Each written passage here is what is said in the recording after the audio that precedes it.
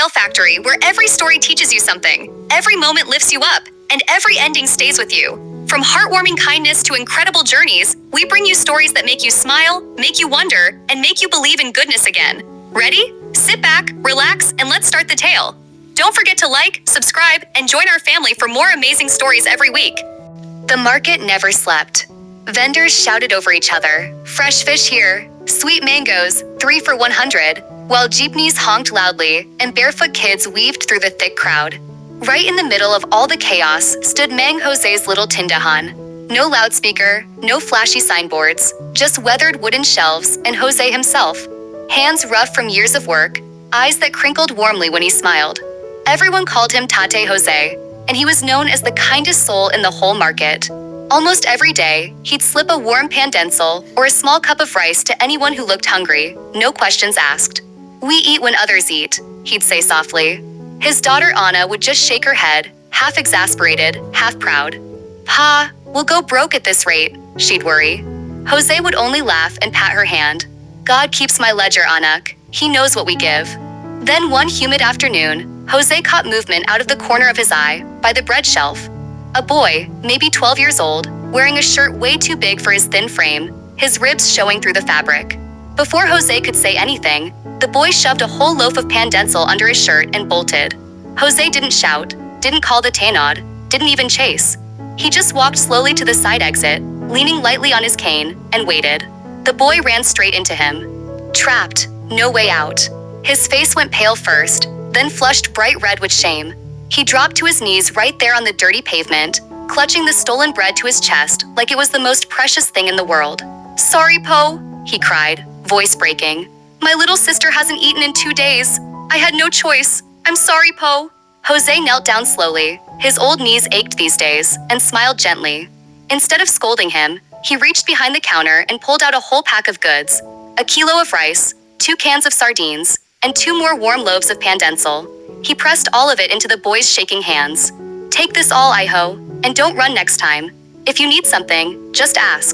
The boy broke down completely. Loud, heaving sobs that cut through the noise of the market.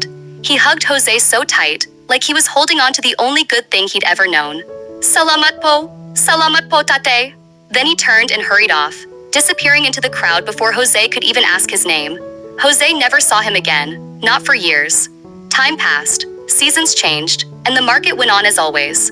Jose's hair turned fully white, his steps grew slower, his hands shook a little more each day. Then one rainy season, sickness hit him hard.